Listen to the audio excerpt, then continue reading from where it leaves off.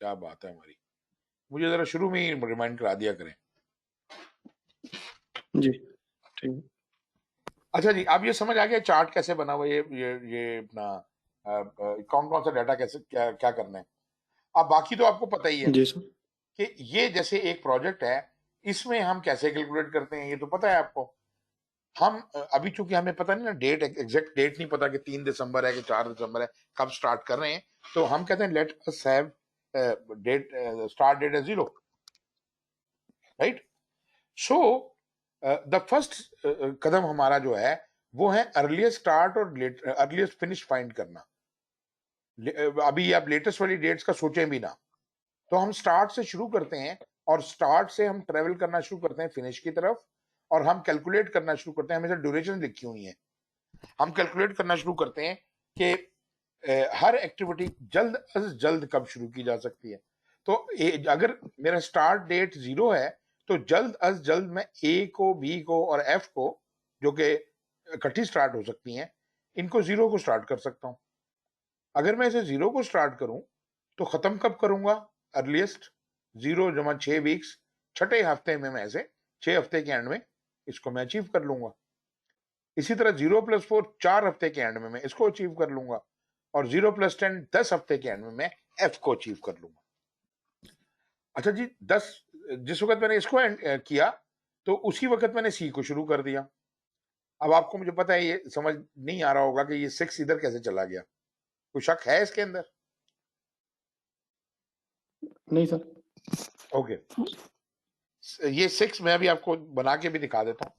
6 जो जिसपे ये खत्म हो उससे फौरन आपने सी शुरू कर दिया ना, तो 6 के बाद जी 6 आगे गया, 6 + 3 9 आ गया, और इधर से 4 आगे गया, इधर भी 4 गया, 4 + 4 8 इधर आ गया, 4 + 3 7 इधर आ गया।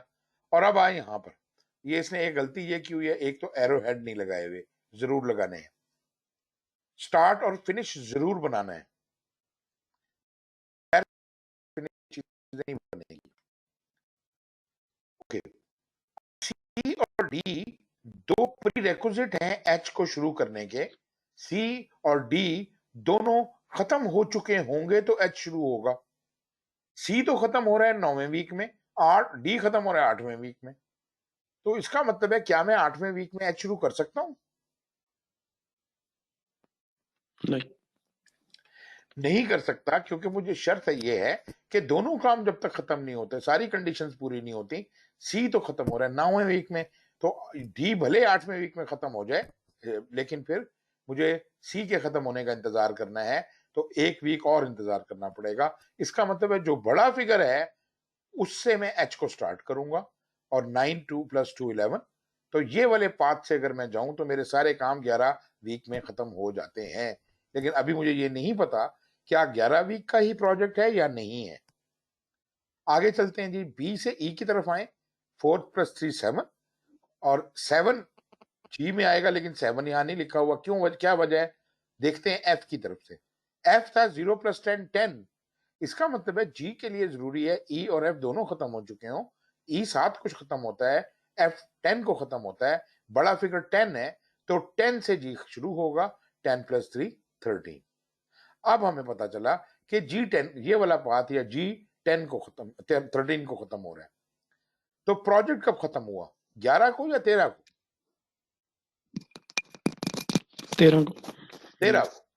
इसका मतलब ये हुआ कि ये जब हम, ये फॉरवर्ड पास था, स्टार्ट से फिनिश की तरफ अर्लीस्ट डेट निकालना मेरा फॉरवर्ड पास कहलाता है। और जब मैं फॉरवर्ड पास कंप्लीट कर लेता हूं तो पहली दफा ये पहला पहला मौका है कि मैं ये कहने के काबिल हुआ कि ये प्रोजेक्ट कितनी ड्यूरेशन का है। इससे पेशतर अगर मैं इस प्रोजेक्ट की ड्यूरेशन के बारे में कुछ कह रहा था तो वो मेरा अंदाजा तो हो सकता है, कैलकुलेशन नहीं हो सकती। प्रोजेक्ट की असल ड्यूरेशन पहली दफा उस वक्त पता चलती है जब आप फिनिश टू स्टार्ट, सॉरी, जब आप फॉरवर्ड पास कंप्लीट कर लेते हैं। अभी क्रिटिकल बात नहीं निकला, फॉरवर्ड पास कंप्लीट किया तो मुझे प्रोजेक्ट की टोटल ड्यूरेशन पता चल गई। Are you with me on that? Yes sir. अब चूंकि मुझे पता Yes, sir. है कि ये प्रोजेक्ट 13 को ही खत्म होना है, अब मैं ये सोचना शुरू करता हूं कि अगर सारे काम प्रोक्रास्टिनेट किए जाएं और लेटेस्ट खत्म किए जाएं तो उनकी क्या हदें है, किससे ज्यादा लेट नहीं करना। लाजमी बात है 13वें वीक से ज्यादा तो लेट नहीं करना। So what are the activities which are finishing? H and G, ठीक है ना जी? तो दोनों को जी लेटेस्ट फिनिश मेरा 13 ही बनेगा, ठीक है? 13 से लेट तो जा नहीं सकता ना, 13 तो टोटल ड्यूरेशन है यस प्रोजेक्ट की। तो मैं क्या करता हूं कि मैं लेटेस्ट फिनिश की डेट यहां पर लिख देता हूं, एच की भी 13 और जी की भी 13। और अब मैं बैकवर्ड कैलकुलेशन शुरू करूंगा। एच में 13 में से 2 वीक निकालूंगा तो 11 आ गए, ये इसका लेटेस्ट स्टार्ट बन गया। जी में 10 में से 3 निकाले 10 आ गए। जी से ई को भी 10 गया, एफ को भी 10 गया। ई में 10 माइनस 3 7 हो गए और एफ में 10 माइनस 10 0 हो गए। एच से जो 11 निकला था इसका लेटेस्ट स्टार्ट, वो सी और डी का लेटेस्ट फिनिश बन गया 11 11। 11 माइनस 3 सी में जाएगा तो 8 से इसका लेटेस्ट स्टार्ट बनेगा और डी का लेटेस्ट स्टार्ट बनेगा 7। अब जनाब आते हैं सी से ए की तरफ। 8 पीछे गया, उसका लेटेस्ट फिनिश बना ए का, और 8 माइनस 6 2 इसका लेटेस्ट स्टार्ट बना। अब सवाल पैदा होता है, डी और ई दो एक्टिविटीज हैं जो बी के ऊपर डिपेंड कर रही हैं। एक तरफ से, दोनों तरफ से इत्तेफाक ऐसा हो गया कि 7 7 का फिगर ही आ रहा था, तो हमारे लिए तो बड़ी आसानी पैदा हो गई। हमने 7 ले लिया और 7 माइनस 4 करके 3 कर दिया। लेकिन मैं आपसे ये सवाल पूछता हूं कि अगर एक 7 होता और एक 8 होता तो आप क्या फिगर लेते?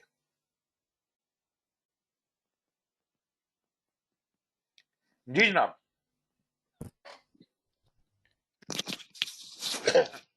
अगर एक 7 होता और एक 8 होता तो बी का लेटेस्ट फिनिश कब होता? 7 स्मॉलेस्ट लेना। स्मॉलेस्ट लेना पड़ेगा। याद रहे कि जब मैं बैकवर्ड आ रहा हूँ तो वो रूल उलट जाएगा, ठीक है जी? तो 7 ही लेंगे जो लोएस्ट होगा, जाते हुए हाईएस्ट, आते हुए lowest, in case of clash. तो यहां पे क्लैश जाते हुए कहां कहां हो रहा था? एच पे हो रहा था, ये दो लाइनें आ रही थी, और जी पे हो रहा था। अब वापस आते हुए बी पे क्लैश हो रहा है, जहां एरो पीछे की तरफ वापस। तो ये जनाब बन गया। अब अगला काम हम करते हैं, फ्लोट निकालते हैं। तो जरा देखते हैं ए का क्या फ्लोट है। पहले हम लेटेस्ट डेट से 8 और 6 का फर्क 2, 2 और 0 का फर्क 2, 2 आ गया। इसी तरह सी में 11 minus 9 2, 8 minus 6 2, 7 minus 4 3, 3 minus 0 3। D में 11 माइनस 8 3, 7 माइनस 4 3। क्रॉस चेक हो रहा है। 13 माइनस 11 2, 11 माइनस 9 2। फिर जी बराबर बराबर हैं एफ और जी, और ई जो है उसमें 3 दिन का फ्लोट है। ओके, अब जरा लगे हाथों स्पैन भी क्रिएट कर लेते हैं। ए ड्यूरेशन है 6 और फ्लोट है 2, 6 जमा 2 8। और इसको क्रॉस चेक भी कर लीजिए, लेटेस्ट फिनिश था इसका 8 और अर्लीस्ट स्टार्ट था 0। 8 माइनस 0 इज 8, क्रॉस चेक हो गया। सी में देखिए 3 जमा 2 5, ये इसका 5 बनता है स्पैन। क्रॉस चेक कर लेते हैं, लेटेस्ट फिनिश था 11 और अर्लीस्ट स्टार्ट था 6। 11 माइनस 6 5। ठीक आ रहा है ना जवाब आपका? इस यस तरह हम सारा स्पैन सारे निकाल लेते हैं। अब ये सारी कहानी बनी है। अच्छा, अभी यहां पर मैं जब मेरे पास इतना डाटा आ जाता है ना, ये सब कुछ निकल आता है, now I can create a critical, जो क्या कहते हैं, Gantt chart. But before Gantt chart, let us see what is the critical path. How many paths are there? Start से शुरू करेंगे और एंड तक जाएंगे। एक तो पाथ है ए सी एच, दूसरा है बी डी एच, तीसरा है बी ई जी, चौथा है एफ जी। तो 4 ही पाथ है, छोटा सा नेटवर्क है, 4 ही पाथ है। इनमें से जो सबसे लंबा होगा वो क्रिटिकल होगा। और क्रिटिकल की निशानी क्या होगी कि उसमें अर्लीस्ट डेट्स और लेटेस्ट डेट्स बराबर होंगी और फ्लोट जीरो होगा। अब आप देखें, ये ऊपर की एक्टिविटी 2 दिन 2 दिन 2 दिन 3 दिन 3 दिन 3 दिन, सिर्फ एक, ये एफ और जी, ये दो एक्टिविटीज हैं जो जीरो फ्लोट है। तो जिन एक्टिविटीज का फ्लोट जीरो होता है वो क्रिटिकल एक्टिविटीज कहलाती हैं। और अगर आप गौर करें तो जो क्रिटिकल एक्टिविटीज होती हैं they are connected by a common path right from start till end. ये स्टार्ट से लाइन चली एफ को, एफ से चली जी को, जी से चली फिनिश को। तो ये एक ऐसा पाथ है जिसमें सारी एक्टिविटीज का फ्लोट जीरो है। ऐसा नहीं हो सकता कि एक एक्टिविटी बीच में फ्लोट कोई और हो बाकी सबका जीरो हो। जीरो होगा तो सबका जीरो होगा। तो ये बन जाएगा आपका क्रिटिकल पाथ। वो क्रिटिकल पाथ वो पाथ है जिसपे सारी एक्टिविटीज क्रिटिकल होती हैं और जिनपे फ्लोट जीरो होता है थ्रू आउट। अब मेरा एक छोटा सा सवाल है यहाँ पर, क्या किसी प्रोजेक्ट में एक से ज्यादा क्रिटिकल पाथ हो सकते हैं? जी सर, बिल्कुल हो सकता है। ओके। ये जनाब आप सुनान, आपका क्या ख्याल है? हो सकते हैं सर, ओके, होते हैं। ये बताइए एक से ज्यादा भी। कि अगर हों तो अच्छी बात है कि बुरी बात है? बुरी बात है। वो क्यों? ओ क्यों? क्योंकि आप फोकस करते हो कि आपकी एक ही सीक्वेंस है जो क्रिटिकल हो, यानी पैरेलल सीक्वेंसेस क्रिटिकल होंगी तो तो रिस्क बढ़ जाता है। आई थिंक रिस्क बढ़ क्यों बढ़ जाता है? क्योंकि ज्यादा एक्टिविटीज क्रिटिकल हो जाती हैं। मिसाल के तौर पे अगर एफ जी भी क्रिटिकल होता और ए सी एच भी क्रिटिकल होता, तो अभी तो दो एक्टिविटीज क्रिटिकल हैं, तब 5 एक्टिविटीज होती क्रिटिकल। टोटल 8 एक्टिविटीज हैं और majority of them are critical. ये तो बड़ा सेंसिटिव प्रोजेक्ट हो गया, बहुत रिस्की प्रोजेक्ट हो गया। तो ये बात है, क्रिटिकल पाथ एक से ज्यादा हो सकते हैं, लेकिन अगर क्रिटिकल पाथ ज्यादा हो तो it becomes more risky. More activities are critical and it is very difficult, बड़ा डिफिकल्ट प्रोजेक्ट हो जाता है जिसमें एक से ज्यादा क्रिटिकल पाथ हो। वैसे तो दो क्या तीन भी हो सकते हैं क्रिटिकल पाथ, 4 भी हो सकते हैं, 5 भी हो सकते हैं। मतलब आपको पता है ना कि प्रोजेक्ट तो छोटा सा नहीं होता ना, 8 एक्टिविटीज का तो नहीं होता, प्रोजेक्ट तो बहुत बड़ा सारा होता है। तो उसके अंदर पता नहीं हजारों पाथ जा रहे हैं, तो उसमें पता 10 क्रिटिकल पाथ है उनमें से। मगर ये बात फिर अगर ऐसा सूरत हाल हुई तो तमाम क्रिटिकल एक्टिविटीज का ख्याल रखना पड़ेगा। अच्छा जी, अब इसका मतलब ये हुआ कि ये जो क्रिटिकल पाथ है इसको हमें अलग रंग से शो कर देना चाहिए। जब मार्क करने को कहूं तो ये होता है, ऐसे मार्क करते हैं क्रिटिकल पाथ को, स्टार्ट से शुरू करते हैं और एंड तक जाते हैं। This is your critical path. Got it जी? ओके। यस। लेकिन लेकिन एक बात हमने थोड़ी सी गलती कर दी पढ़ाने में, और वो ये कि क्रिटिकल पाथ निकालने के लिए ये सारी कैलकुलेशंस का होना जरूरी है कि नहीं है? अनलेस आपके पास सॉफ्टवेयर है, आप तो यही प्रोसीजर चलता है। यानी सॉफ्टवेयर सॉफ्टवेयर भी है तो वो यही प्रोसीजर ही उसी के थ्रू ही निकालेगा। तो यही होगा ना। सॉफ्टवेयर क्या कमाल कर देगा? सॉफ्टवेयर तो कुछ भी नहीं, वो तो टूल है। मेरा मतलब है critical path can only be calculated if the durations are known. But my question is, ये जो अगर ये ड्यूरेशंस ना पता होती तो क्या इस शक्ल का नेटवर्क डायग्राम आप बना सकते थे? नेटवर्क डायग्राम तो बन जाएगा अगर सीक्वेंस पता है तो, लेकिन ड्यूरेशन पता होगा तो फिर ही क्रिटिकल पाथ का पता चलेगा। ओके, सनान आपका क्या ख्याल है? सर सीक्वेंस हम बना सकते हैं ड्यूरेशन के बगैर, लेकिन क्या कहते हैं, बिल्कुल सही, बिल्कुल सही। फ्लोट का तो नहीं पता चलेगा, ना मैं ड्यूरेशन फ्लोट का नहीं पता। बिल्कुल ठीक है, मैं बिल्कुल ना आपको जान के तंग कर रहा था। ड्यूरेशन के बगैर नेटवर्क डायग्राम बिल्कुल बन जाएगी, ये शक्ल बन जाएगी लेकिन डाटा नहीं होगा उसके अंदर। ये शक्ल बन जाएगी इस तरह की, फ्लो ऐसा बन जाएगा, लेकिन क्रिटिकल पाथ का भी नहीं पता होगा। क्रिटिकल पाथ तभी पता चल सकता है जब ड्यूरेशंस आ चुकी हों, आपने फॉरवर्ड पास, बैकवर्ड पास, कैलकुलेशन सब करने के बाद आपने बाकायदा क्रिटिकल पाथ मार्क करें, तब बनता है क्रिटिकल पाथ। और उस क्रिटिकल पाथ पे जो भी एक्टिविटीज होंगी वो आपकी क्रिटिकल एक्टिविटीज होगी। एफ और जी क्रिटिकल एक्टिविटीज है। अच्छा जी, अब देखें आपके पास कमाल क्या हुआ। Now you have all the data to create a Gantt chart. क्या ख्याल है आपका? क्या आप इस चार्ट से गैन चार्ट बना सकते हैं? ये जो भी एनालाइज्ड क्रिटिकल पाथ निकला हुआ सारा कुछ, इसको देख के क्या आप गैन चार्ट बना सकते हैं? यस सर, बिल्कुल बना सकते हैं। बिल्कुल बना सकते हैं। अच्छा, और ये जो पहली शक्ल इख्तियार करेगा वो होगा स्केड्यूल्ड मॉडल। मगर मैं आपको एक और शौक देने लगा हूं यहां पर, और वो ये, क्या इससे एक ही गैन चार्ट बनेगा?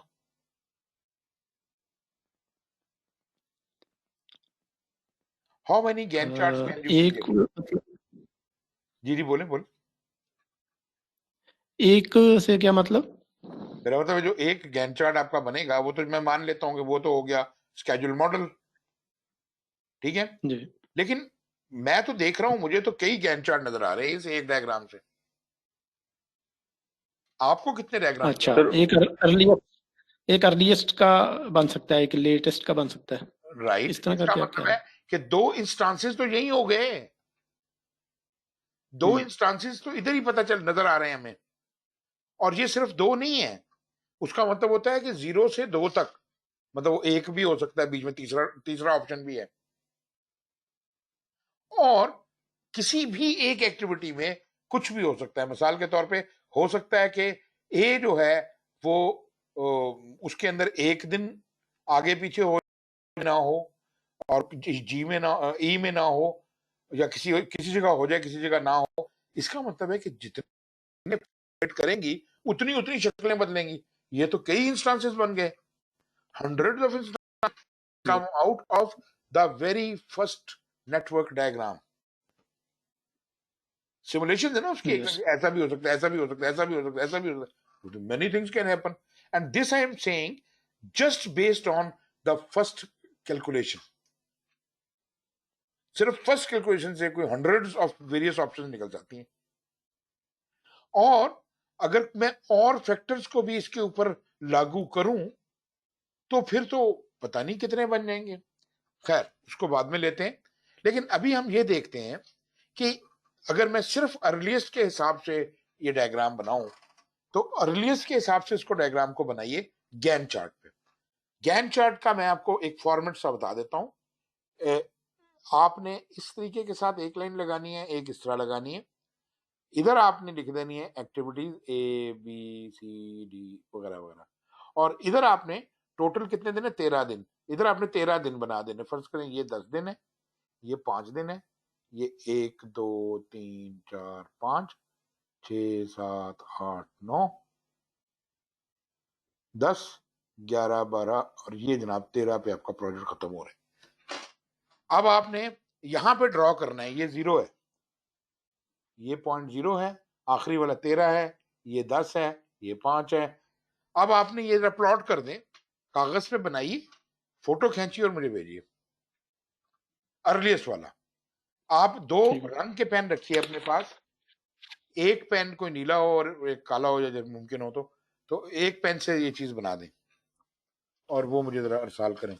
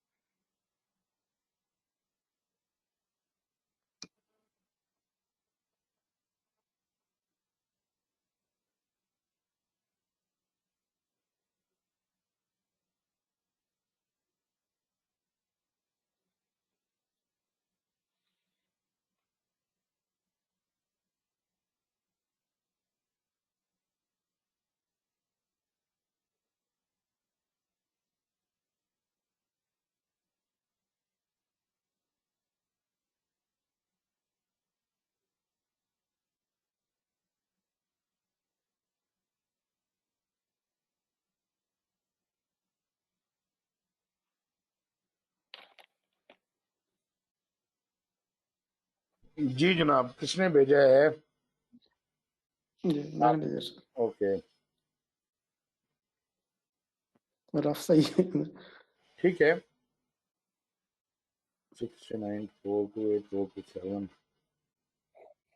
एक काम और करें कि जहां से लाइन जा रही है ना, जो जहां से लिंक बने हुए हैं, जी जी मिसाल के तौर ए से सी है ना, तो ए से जहां खत्म हुआ है उससे एक लाइन नीचे सी के 6 तक मिला दें, ए के 6 से सी के 6 तक मिला दें।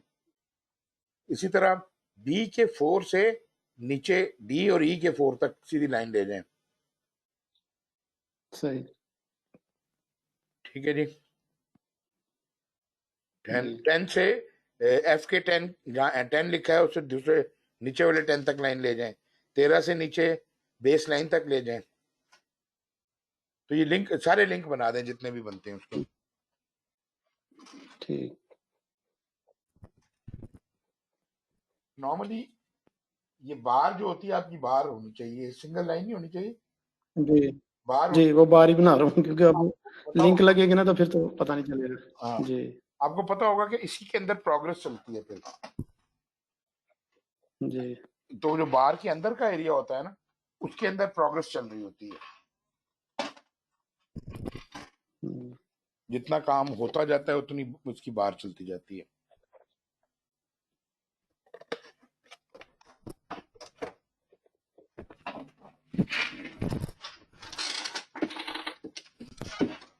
राइट जी। जी आपका आपका आया कि नहीं सनान?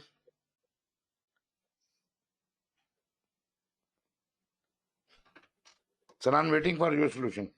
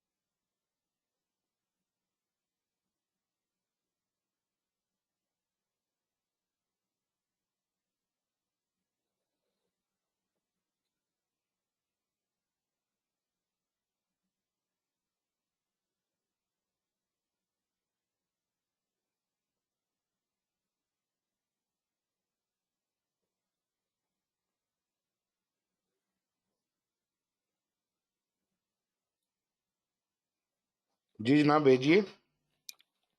सनान तो गायब हो गए। जी सनान भाई मौजूद है?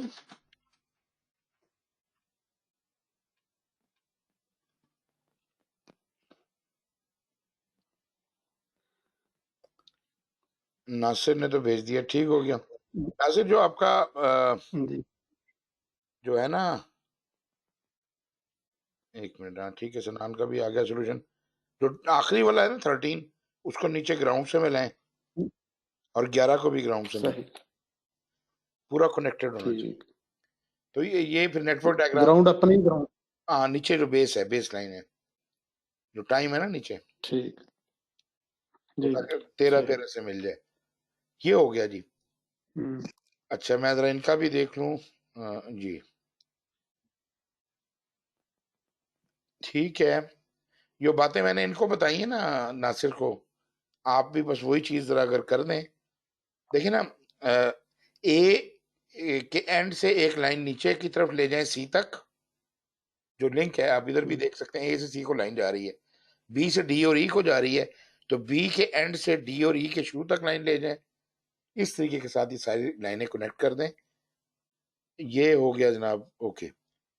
अगला काम आपने ये करना है कि इसी डायग्राम के ऊपर एक डिफरेंट इंक ले लीजिए, रेड ना लीजिएगा, कोई पेंसिल ले लें या कोई और रंग का पेन ले लीजिए, और अब आप लेटेस्ट डेट भी इसके ऊपर ही प्लॉट कर दीजिए। मतलब ये ना हो ए है तो ए की ही सामने प्लॉट होगा, लेकिन वो ए बी सी सब डिफरेंट कलर से प्लॉट हो जाएंगे। ये जरा करें, फिर मैं आपको एक बड़ी मजे की बात बताता हूँ।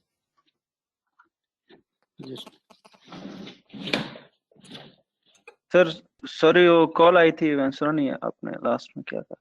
जी जी, क्या? सॉरी, वो कॉल आई थी, मैंने सुना नहीं आपने लास्ट में ये सेकंड जो टास्क दिया।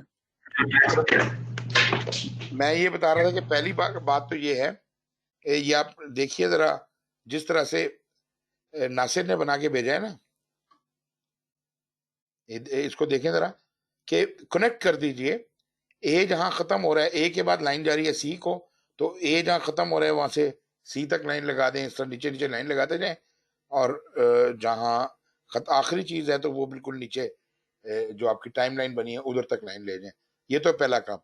दूसरा काम मैं आपको ये बता रहा हूँ, ये करने के बाद हाँ, बार भी अपनी एक सिंगल लाइन आपने लगाई हुई है, उसको बार की शक्ल दे दें, मतलब मोटा कर दें थोड़ा। दूसरा काम मैं ये बता रहा हूँ कि ये जो डायग्राम आपने, ये तो आपने गैन चार्ट बनाया अर्लीस्ट डेट के साथ, इसी के ऊपर डिफरेंट कलर ऑफ पेन के साथ आप लेटेस्ट डेट का ग्राफ भी बना दें, लेकिन ए के सामने ही ए का ग्राफ बनेगा, लेकिन डिफरेंट कलर में बनेगा, ओवरलैप कर सकता है, तो इस तरीके के साथ वो भी बना दें और इसके बाद आप मुझे दिखाइए।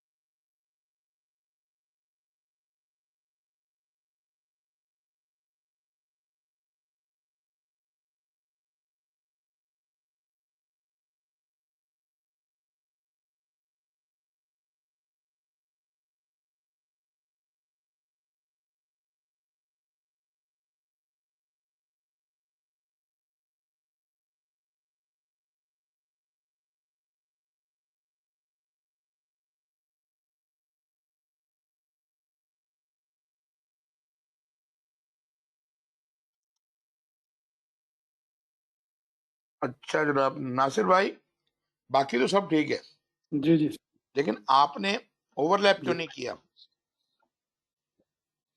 ओवरलैप क्यों नहीं? मैंने नीचे बना दिया ना, नीचे नहीं बनाना, ऊपर ही बनाना होता ओवरलैप दिया ना। है, ऊपर ही बनाना होता है, उसके ऊपर ही, क्यों? वो एक ही एक्टिविटी है, सेम एक्टिविटी है। बट एनीवेज ठीक है। हम्म। जी जरा इनका भी आ जाए, फिर मैं देख के बताता हूँ आपको। ये आपने देखा कि 2 बन गए और अभी इसके 2 के अलावा भी वर्जन बन सकते हैं। ये तो खैर छोटा सा नेटवर्क डायग्राम था ना, जी तो इसके तो सिर्फ थोड़े से वर्जन जी, बन ये एक्सट्रीम बन गया हाँ जी, जी, 2 एक्सट्रीम बन गए ना। 2 एक्सट्रीम बन गए। अच्छा, अभी अगर आप गौर करें, ए एक्टिविटी को ले लीजिए, ये जरा थोड़ा ये बना लें। जी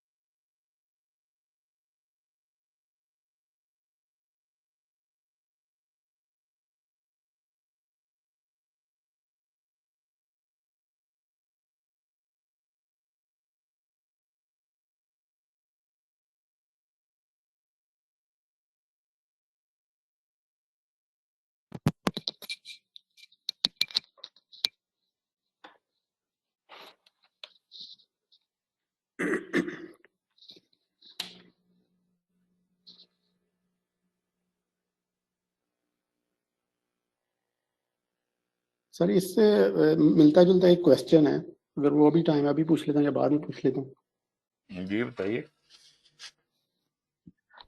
प्रैक्टिकली यानी प्रॉब्लम आती है और काफी हर प्रोजेक्ट पे ही आती है। यानी एक हमने स्केड्यूल बनाया, ठीक है, भी 3 साल का बिल्फर स्केड्यूल है, हम उस पे चल रहे हैं और 1 साल गुजर गया ठीक है। और सपोज उसकी प्लान वैल्यू कम्युलेटिव है, इस हफ्ते में अगर कम्युलेटिव वैल्यू है 40%, ठीक है, तो एक्चुअल हमने गेन किया 30%, यानी 10% का हमारा लैग चल रहा है, बिहाइंड है, ठीक है। और मैनेजमेंट तो आपको पता है उनको इन डेप्थ इन चीजों का नहीं आइडिया होता। होता क्या है, प्रैक्टिकली ये प्रॉब्लम आती है कि मैनेजमेंट कहती है कि जी अगले हफ्ते क्या प्लान है, वो प्लान आप इनको दे दें, अगले हफ्ते क्या प्लान है वो इनको दे दें। अच्छा, ये कंस्ट्रक्शन वालों को दे दें, वो अगले हफ्ते का प्लान हम अगर उनको दे दें तो वो तो बेकार सी है, क्योंकि उससे पहले वाला काम नहीं उन्होंने किया, उससे पिछला भी नहीं किया। यानी बिल फर्ज और इस हफ्ते का वो कहते हैं सिर्फ प्लान दे दें, उस हफ्ते में सपोज अगर कंस्ट्रक्शन का पेंट आ रहा है तो उन्होंने तो पेंट किया, उससे पहले प्लास्टर भी नहीं किया, प्लास्टर किया ब्लॉक भी नहीं किया, ब्लॉक किया वो दीवार ही नहीं बनाई, वो फाउंडेशन ही नहीं बनाई। आप तो अगर उनको हम वो प्लान दे दें, आप वो प्लान नहीं देंगे, आप प्रोजेक्टेड प्लान देंगे कि अगले हफ्ते की एंड तक हम आप क्या प्रोजेक्ट कर रहे हैं कि कितना काम हो चुका होगा, नॉट दैट कि कितना होना था, सही, बल्कि इस स्पीड से जिससे हम चल रहे हैं इस हिसाब से हम कहाँ पहुंच जाएंगे, ये आपने देना है जी। लेकिन वो कंपेयर इस तरह करते हैं मैनेजमेंट मीटिंग में, अच्छा प्लान कितना था, इन्होंने कितना अचीव किया है, तो वो प्लान तो था उस एक्टिविटीज का और उसका वेटेज डिफरेंट होता है। अब उन्होंने जो काम किया होता है वो पुराने वाला काम किया होता है, उसका वेटेज डिफरेंट होता है। तो वो कहते हैं भी हमने काम इतना कर दिया, प्लान इतना था, वो वीकली सोच रहे होते हैं। आप कहें कि प्लान्ड अकम्प्लिशमेंट ये होनी चाहिए थी, फर्ज करें प्लान्ड अकम्प्लिशमेंट 60% होनी चाहिए, लेकिन मेरी प्रोजेक्टेड अकम्प्लिशमेंट जो है that is likely to be 42%। सही, वो उसको समझ आ जाएगा बात की कहाँ जा रही है। असल में इसके साथ साथ आपको फोरकास्ट भी देनी चाहिए ना, कि अब की सूरत हाल के हिसाब से आप प्रोजेक्ट फलानी तारीख को नहीं कंप्लीट होगा बल्कि इस तारीख को कंप्लीट होगा, इतना डिले कॉज होने का इम्कान है, और उसके हिसाब से अगर वो डिले ज्यादा है, आपकी टॉलरेंस लिमिट से ज्यादा है, तो चेंज रिक्वेस्ट भी साथ करनी पड़ेगी। अगर ज्यादा हो गया फिर मैं पता क्या करता हूँ, वो मुझे कहते हैं ना कि इनको अगले 2 हफ्ते का दे दें, 2 वीक लुक अहेड, जो फोरकास्टिंग है अपना लुक अहेड जो है आगे का, तो मैं उसमें साथ मेंशन करता हूँ 2 week look ahead plus all missing activities. बिल्कुल बिल्कुल, यानी पिछले भी सारे, वो पिछले ही 200 250 तो पिछली एक्टिविटीज होती हैं, तो वो देख के कहते हैं 2 हफ्ते में ये करना है, ये इतना ज्यादा तो हम कर ही नहीं सकते। बिल्कुल, तो मैं कहता हूँ जो पिछला तुमने जो अपना गंद डाला हुआ है वो भी है, ये सारा जो मिस किया हुआ है सारा वो भी है। बिल्कुल ऐसे ही। तो वो फिर अच्छा, फिर वो जब देते हैं वो कहते हैं 2 हफ्ते में ये 400 एक्टिविटीज आ रही हैं, तो उससे अगले 2 हफ्ते में सिर्फ 15 एक्टिविटीज आ रही होती हैं, क्योंकि ये तो अगले 2 हफ्ते में तो पिछली सारी मिसिंग भी आ रही हैं। जरा आप ट्रेन करें उनको, ट्रेन तो करें वो इस उनको, पुट वाइज करना पड़ेगा, नहीं तो वो गलत तरीके से काम करते रहेंगे। अच्छा जी, इसको डिस्कस कर लेते हैं। ये इन्होंने भी भेज दिया, सनान ने भी बहुत अच्छा बनाया है, वेल डन। दोनों बिल्कुल ठीक आपने बनाया। ये जो आपने दूसरा वाला डायग्राम बनाया, इसकी भी लाइनें उसी तरह से कनेक्ट करनी है, ये जरूरी होता है। और फिर एक लाल पेन लेकर जो क्रिटिकल पाथ है वो आपने शो करना है, और क्रिटिकल पाथ आप ये नोट करेंगे कि वो हमेशा वही रहेगा, वो चेंज नहीं होगा। आपको पता है एफ और जी दोनों एक्टिविटीज अपनी जगह से नहीं हिली, एफ और जी जो है वो रेड हो जाएंगी और उनका वो चेंज नहीं होगा पाथ। बाकी जो है उनके, अब मिसाल के तौर पे लाइनें आपने जोड़ तो दी, आपने नीचे नहीं जोड़ी सनान। बिल्कुल जो नीचे आपका 13 लिखा हुआ है ना, जहाँ 1 2 3 4 13 तक उसे नीचे लेके जाए लाइन को। और इसी तरह 11 से ऊपर लाइन उठाएंगे, एच के 11 जहां लिखा हुआ है ऊपर उठाएंगे और सी और डी के एंड तक लेके जाएंगे, ये स्ट्रेट लाइन ऊपर तक जाएगी। ओके, और ये जो लाइन है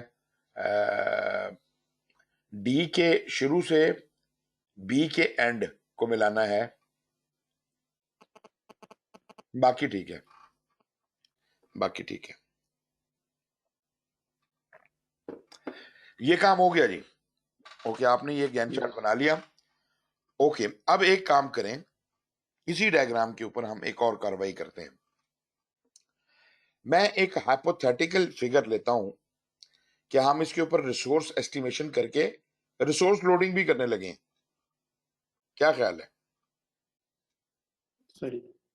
फर्ज करें कि हम कहते हैं कि 3 किस्म के रिसोर्सेज हैं हाइपोथेटिकली जो इन सब प्रोजेक्ट, इन सब एक्टिविटीज को चाहिए होंगे।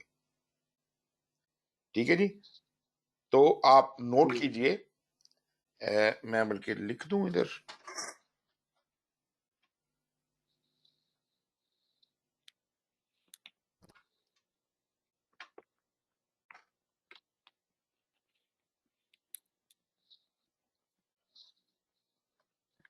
ओके, मैं यहां नोट करता हूं कितनी एक्टिविटीज थी हमारी, ए बी से A B C D E F G H. ठीक है, तो जनाब सॉरी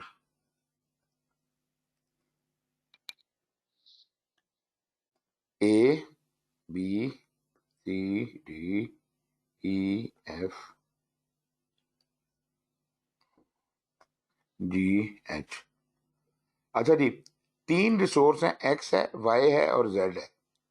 एक्स है, वाई है और जेड है।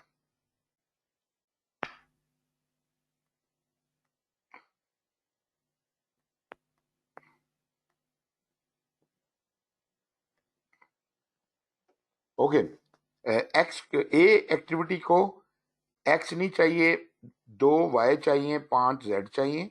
बी को 3 एक्स चाहिए, वाई नहीं चाहिए, 3 जेड चाहिए। सी को 7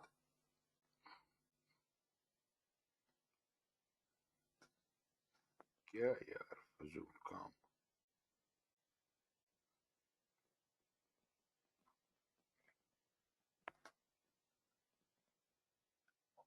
ओके, सी को ये 2 चाहिए, ये 3 चाहिए, ये 4 चाहिए। इसको जनाब ये नहीं चाहिए, ये नहीं चाहिए, ये 7 चाहिए। इसको ये 10 चाहिए, ये 3 चाहिए, ये 2 चाहिए, ये 4 चाहिए, ये नहीं चाहिए, ये 5 चाहिए। ओके, जी को 2 1 1 1 1 1, ये रिसोर्सेज है जी। क्या करेंगे इन रिसोर्सेज को, कैसे लोड करें? How can you load these resources on to the Gantt chart, assuming कि हम अर्लीस्ट डेट्स पे ही काम करना चाह रहे हैं। सिर्फ अर्लीस्ट डेट्स के हिसाब से इन रिसोर्सेज को लोड करके आप मुझे बताएंगे कि पहले दिन आपको कितने बंदे चाहिए,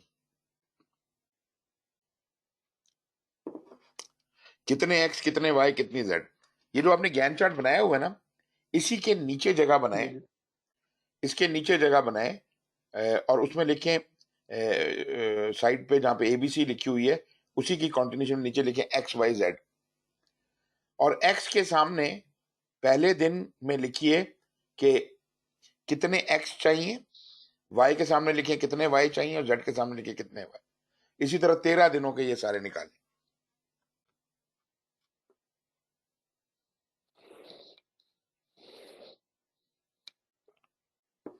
ये जनाब हम रिसोर्स लोडिंग कर रहे हैं।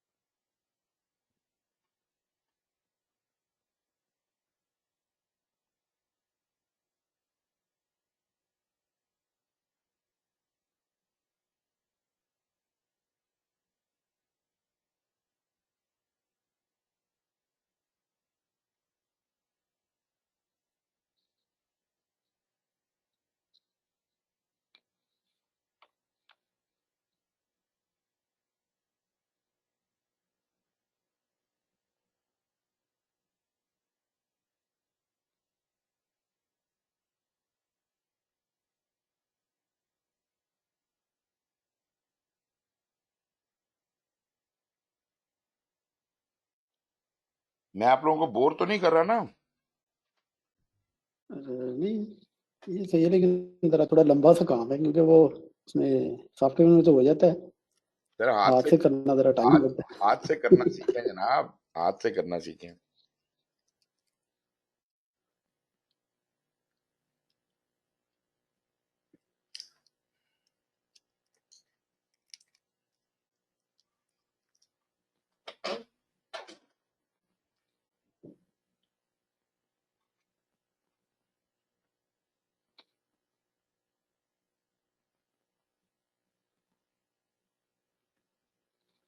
ये 3 अगर आपने लिखा एक्स में 3 चाहिए, तो बी की ड्यूरेशन 0 से लेके 4 है, 4 दिन तक है या वीक है, तो वो लेकिन हर वीक में चाहिए 3 दिन।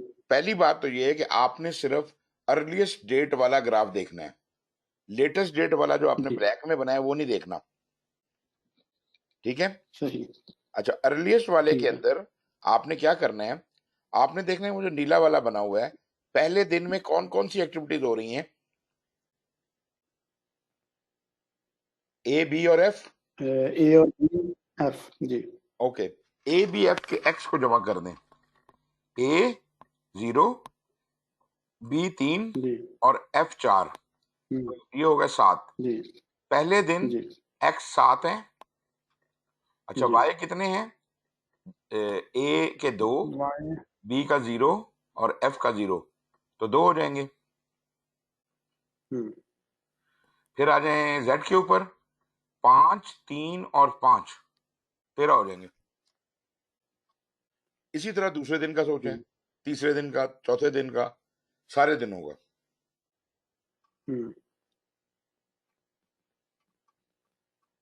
और ये हर दिन में इक्वली है? इक्वली छोड़ दें आप। हाँ, मतलब जो काम हो रहा है उस पर उतने बंदे लगे हुए हैं, वो डिस्ट्रीब्यूट थोड़ी हुए हैं। रोजाना वो 3 बंदे काम कर रहे हैं, कर रहे हैं, कर रहे हैं, जब तक वो काम खत्म नहीं होता।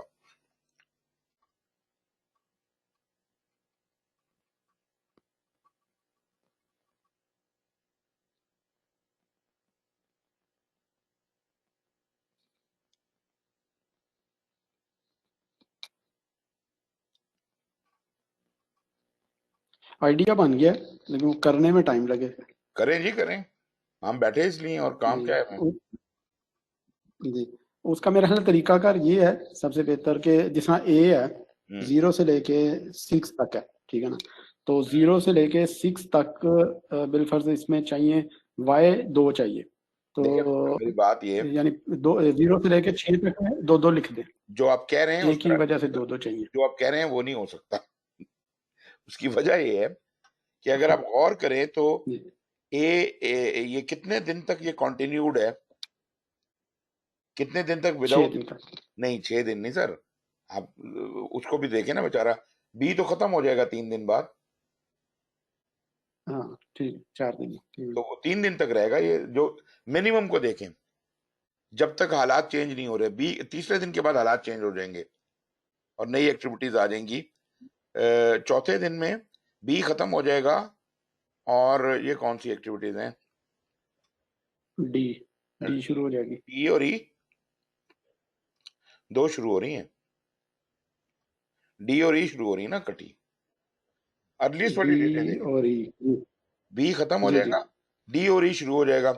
अगले 2 दिन जी हमारे पास रहेगा ए डी ई एफ,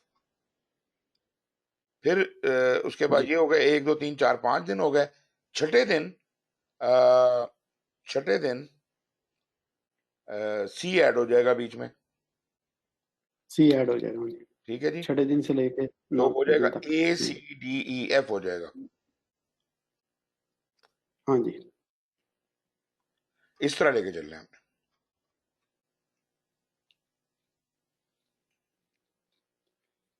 अगर आपने हाथ से ये कर लिया तो फिर कभी गलती कंप्यूटर पे भी नहीं करेंगे।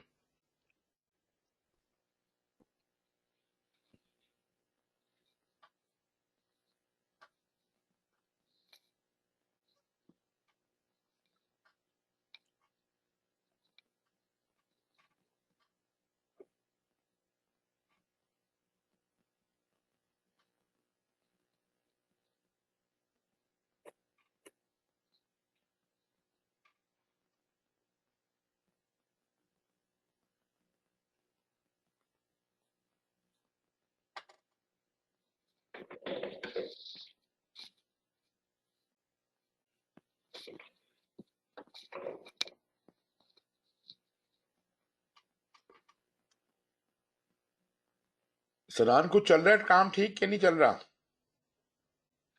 चल रहा है सर, 7वें दिन तक पहुंच गया।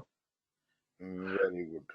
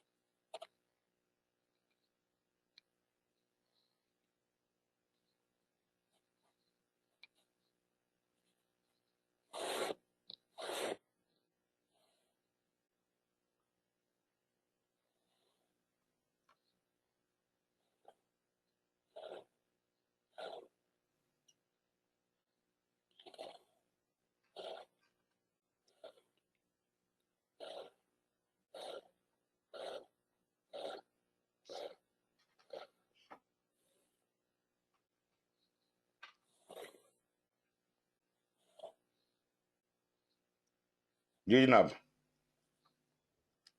बस सर थोड़ा सा रह गया।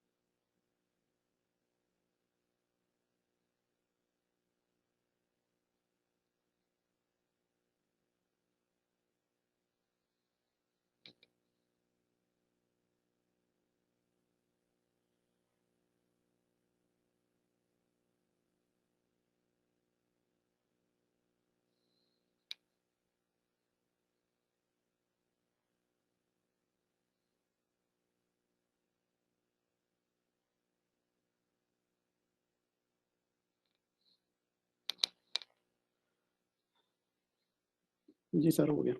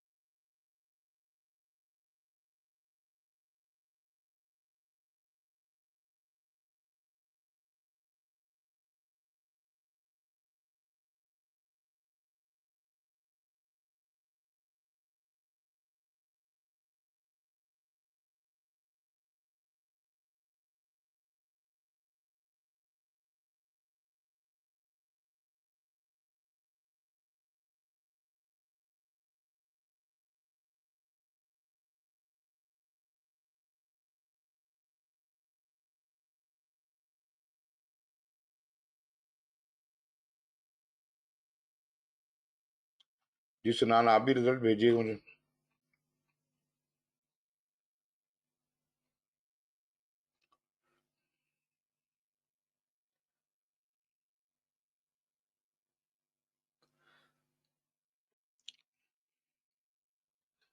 जी सर इसका दोनों ने भेज दिया। एक मिनट, ये मैंने किसका खोला हुआ है?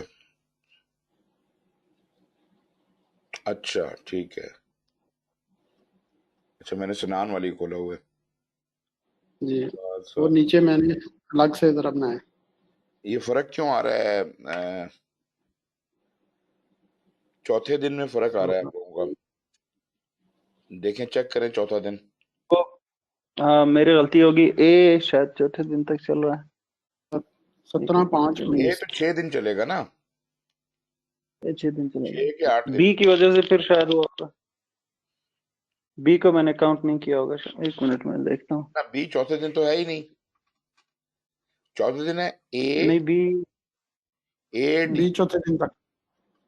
चौथे दिन है ए डी ई एफ। हाँ बी है सर, बी चौथे दिन भी है। बी 3 दिन है ना सिर्फ यार। सर 0 से 4, 3, 0 to 4। ये फिर गलत बनाया हुआ है आपने। 0 to 4 बनाया था एक वो। मिनट,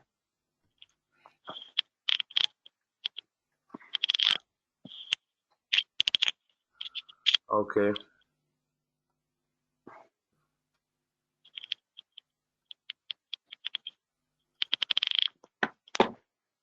बी 0 to 4 आपने गलत बनाया ना यार। और नासिर, अच्छा आपने 3 दिन का बनाई है, अ, बी एक्टिविटी 3 दिन की बनाई हुई है। सर 4 दिन की बी 0 to 4। कहाँ है 0 to 4? अ, वाह जी वाह, 3। हम्म, अच्छा, नहीं नहीं वो असल में आपने डिवीजन और तरह से बनाई हुई है, ठीक है। तो फिर तो ये भी आप उस तरह से गलत ही कर रहे हैं ना। खैर आप का वो 0 to 4 ही है, लेकिन आपने उसको लिखने में कुछ थोड़ा सा कंफ्यूजन है। चले जो भी है, अब ये जनाब आपकी आपका फिगर बन सर गया। मैंने ऐसे किया ना। हम्म, जी सर मैंने ऐसे किया ना कि मैंने देखा कोई भी एक्टिविटी है, बिलफर्ज डी है, वो 4 से 8 दिन तक है, ठीक है। डी 4 से 8 दिन तक है, उसमें एक्स नहीं चाहिए, वाई नहीं चाहिए और जेड चाहिए 7। तो मैंने क्या किया कि मैंने 7 लिख दिया, 4 तारीख को भी, 5 को भी, 6 को, 7 को, 8 को 7 लिख दिया। इसी तरह सब ए बी सी सब का लिख दिया, बाद में उनको एडअप कर दिया।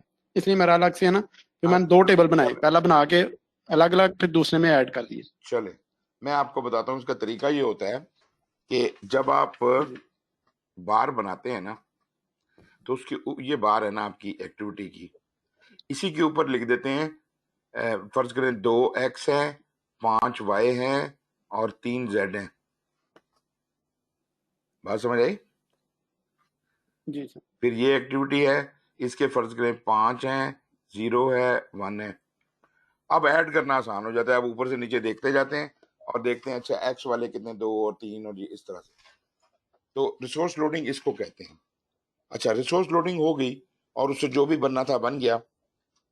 अब ये जो आपने डायग्राम ये चीजें बनाई है ना, आप ये देखें कि the resource demand is not consistent over the project life cycle. मिसाल के तौर पे एक्स रिसोर्स है, शुरू में 3 दिन 7 दिन है। आई डोंट नो ये फिगर गलत है या सही है, जिसके भी है मैं सनान वाले फिगर बोल रहा हूँ। 3 दिन 7 दिन है या पता नहीं, फिर 17 दिन हो जाता है, पता नहीं गलत है ये थोड़ा सा, जो भी है। 14 दिन हो जाता है, फिर 16 दिन होता है, 2 दिन, फिर 6 होता है, फिर 7 हो जाता है, फिर 3 हो जाता है, फिर 2 हो जाता है। इसी तरह जो वाई है उसका टेम्परेचर डिफरेंट है। वो 2 दिन 2 है, फिर 5, 2 दिन के लिए 5, 1 दिन के लिए 8, 1 दिन के लिए 6, फिर 3, फिर 4, फिर 2, 2, 1, 1।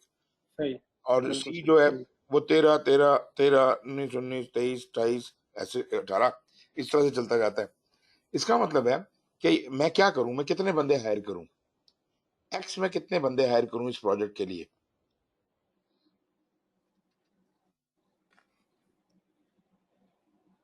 जनाब हाईएस्ट फिगर फर्ज सर करें।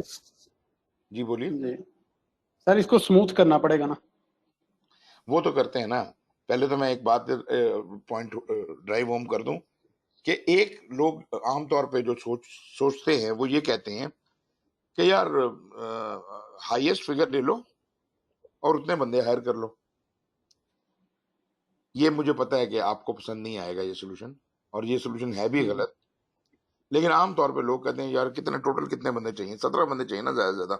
17 बंदे हायर कर लो एक्स के, और ज्यादा से ज्यादा वाई में कितने चाहिए, 8, उसके 8 हायर कर लो, और 23 बंदे उसके चाहिए जेड के, 23 है उसके हायर कर लो। इसमें क्या बुराई है सनान? उसमें सर आइडल मैन पावर बहुत होगी। एग्जैक्टली आप जो हैं मिसाल के तौर पे 17 बंदे रखे हुए, 7 बंदे काम करें, 10 बंदे आराम कर रहे हैं। एक दिन सिर्फ 17 बंदे यूटिलाइज होंगे, and you are paying them for the whole month for doing nothing, which is criminal. क्या ख्याल है आपका? तो ये यस अप्रोच तो बिल्कुल गलत है। ये तो राजों वाली अप्रोच है कि जनाब हम ज्यादा बंदे रख लें। भाई जितना आपका एस्टिमेट लगा हुआ है वो तो इन रिसोर्सेज के हिसाब से लगा हुआ है, 7 से ज्यादा नहीं लगाने। अच्छा इसका क्या मतलब हो सकता है? आप ये कहें कि अच्छा मैं पहले 3 दिन के लिए 7 बंदे रख लेता हूँ, फिर जनाब चौथे दिन आएगा तो मैं 17 चाहिए तो मैं 10 बंदे हायर कर लूंगा, फिर मैं उनमें से जनाब 3 बंदे फायर कर दूंगा, फिर 2 बंदे 2 दिन के लिए हायर कर लूंगा, फिर मैं 10 बंदे फायर कर दूंगा। ये भी नहीं हो सकता। ये भी बड़ी स्टूपिड सी बात है कि आप हायरिंग फायरिंग ही करते रहेंगे। ऐसे कौन टिकेगा आपके पास, कौन काम करेगा? तो हम क्या करते हैं कि हम स्टैटिस्टिकल मीन ले लेते हैं कि इनकी ये जितने भी रिसोर्सेज मुझे रिक्वायर्ड है इनकी एवरेज क्या बन रही है। फर्ज कर लें कि वो एवरेज बनती है 10, तो जो 10 है ना, खास तौर पे जो क्रिटिकल रिसोर्सेज होते हैं उसके ऊपर हम करते हैं कि हम 10 के ऊपर एक लाइन लगा देते हैं। अच्छा लाइन में बाद में लगाता हूं, पहले तो आप ये कीजिए, एक्स रिसोर्स का एक हिस्टोग्राम बनाइए। हिस्टोग्राम समझते हैं ना? Yes sir. हिस्टोग्राम की हाइट जो होगी वो मैक्सिमम फर्ज करें 17 है ना, तो आप उसकी 20 हाइट रख लें और उसको टिक कर लें 5, 10, 15, 20, और ऊपर की तरफ होगा ये, मतलब ऐसे है ना। तो 5, 10, 15, जी 20, और ये फिर आपका डे 1, 2, 3, 4, 5, 6 इस तरफ चलते रहेंगे। तो डे 1 पे फर्ज करें आपको 7 बंदे चाहिए,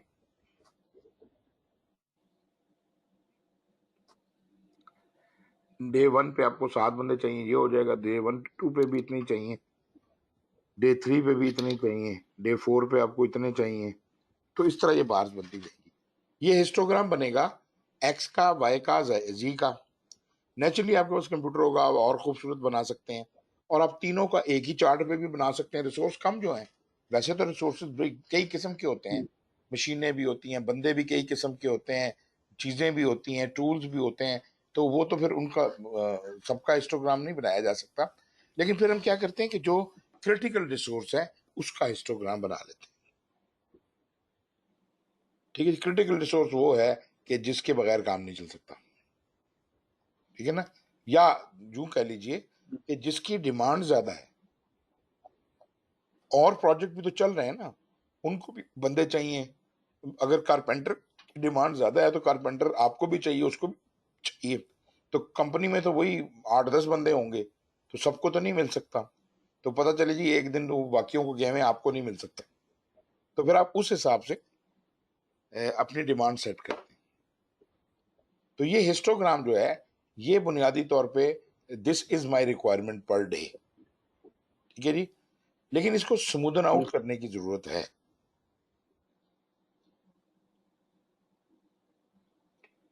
ठीक है जी। यस ये इसको कहते हैं स्मूथिंग, इसको लेवलिंग नहीं कहते, इसको स्मूथिंग कहते हैं। अच्छा बन गया जी चार्ट। कोई एक चार्ट मुझे दिखा दें।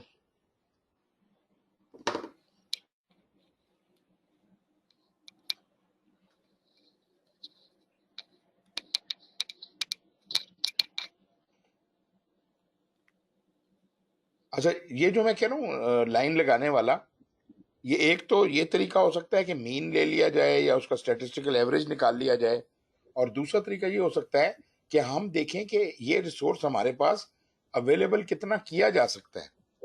हम एचआर वालों से पूछते हैं यार ये रिसोर्स तुम कितना हमें दे सकते हो ज्यादा से ज्यादा, तो वो फिर उसके ऊपर हम वो लाइन लगा देते हैं कि जी इससे ज्यादा हमें नहीं मिल सकता। तो जब जो आप लाइन लगाएंगे उससे ज्यादा जिस दिन रिसोर्स रिक्वायर्ड होगा वो तो मिलेगा नहीं। अगर से कि 17 चाहिए और आपके पास 10 अवेलेबल है, तो आप क्या करेंगे कि फिर उस काम की लेंथ बढ़ा देंगे, क्योंकि रिसोर्स कम हो गया। उसके हिसाब से उसकी लेंथ रिकैलकुलेट करनी पड़ेगी और वो बढ़ जाएगी।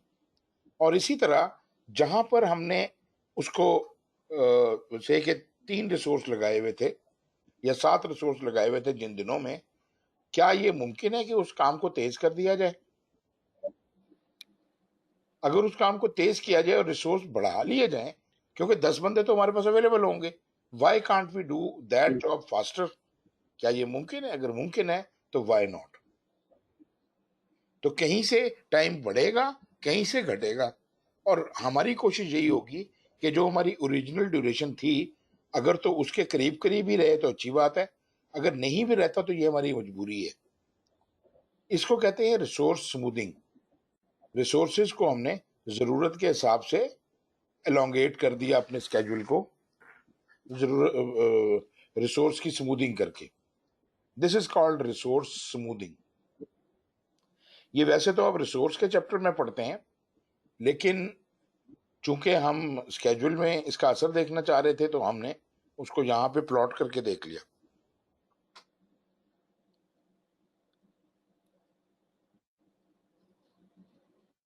क्लियर है जी ये आइडिया? Yes sir. ये मुझे भेजा किसी ने नहीं है वो हिस्टोग्राम बना के।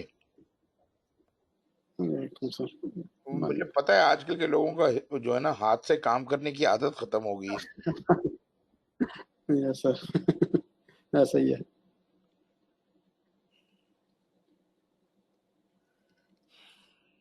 नहीं अगर वो बंदा हाथ से बना ले ना तो फिर वो बहुत फायदा रहता है, बहुत कॉन्सेप्ट जो है ना याद रहता है बंदे को। बिल्कुल, आपको पता होता है कि यार कैसे गेम कैसे चलती है सारी।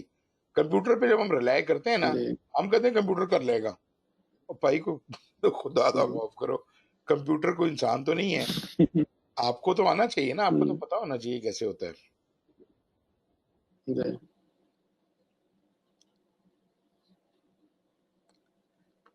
जी सनान, आप हमारे साथ हैं ना? समझ आ रही ना बात? जी जी सर, साथ में। ये आप करके देखें, रिसोर्स को लेवल करके देखें, मुझे बताएं, लेवल नहीं स्मूथ करके देखें। स्मूथिंग की लाइन लगाएं और फिर उसके हिसाब से एडजस्ट करें। वो मैं एडजस्ट करने को नहीं कह रहा, उसमें तो बड़ा टाइम लगेगा, लेकिन ये कि आपको कम से कम आइडिया समझ आ जाना चाहिए कि अब हमने इससे ज्यादा रिसोर्स नहीं लगाने, और अगर हमने इसको एडजस्ट करना है। अच्छा ये वो जगह है जहां पे कंप्यूटर हमारी मदद को आता है। जी इतनी बड़ी बड़ी बिल्कुल। कैलकुलेशन खुद करने की बजाय जब आपको एक दफा समझ आ गया ये कैसे काम करती है, तो मैं कंप्यूटर को कहता हूँ कि यार इधर इसको स्मूदन आउट कर दो, ठीक है जी, वो या लेवल कर दो, तो वो पकड़ के सबको करके फैला देता है। खुद ही रिकैलकुलेट करता है, ड्यूरेशन नहीं बनाता है और वो उसे कर देता है, आपके लिए काम आसान हो गया।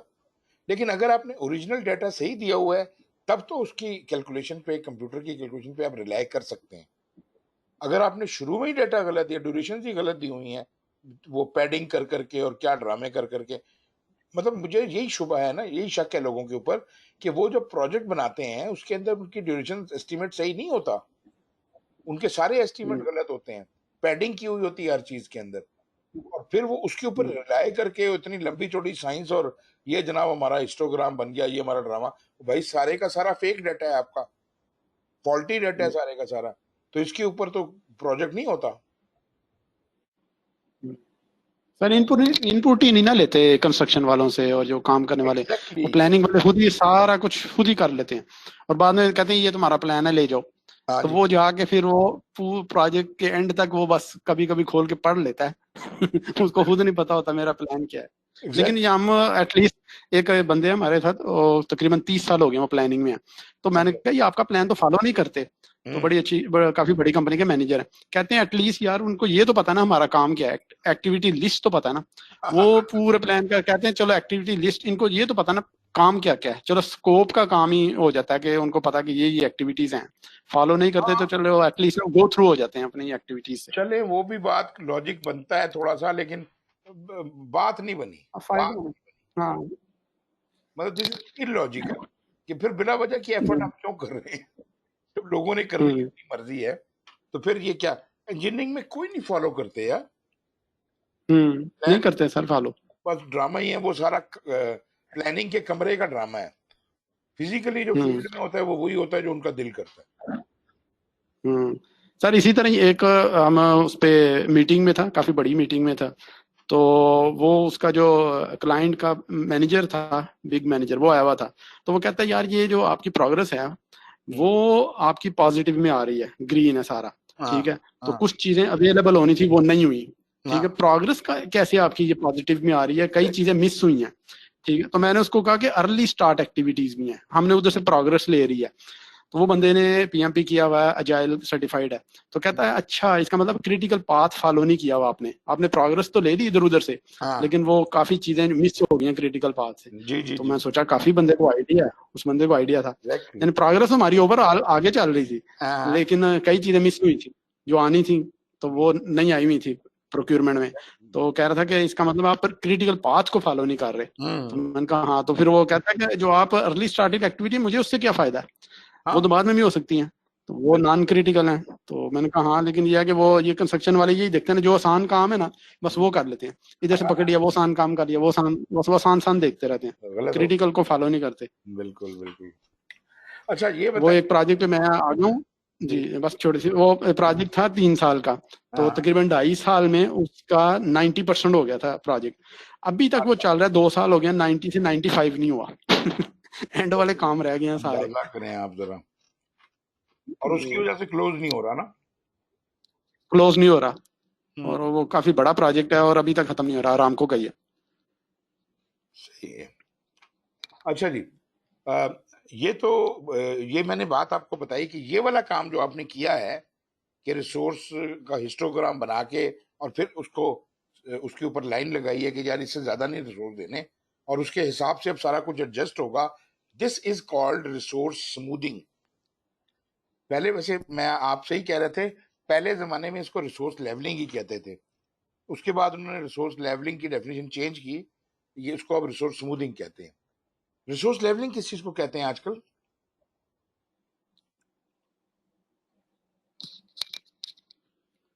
जी जनाब।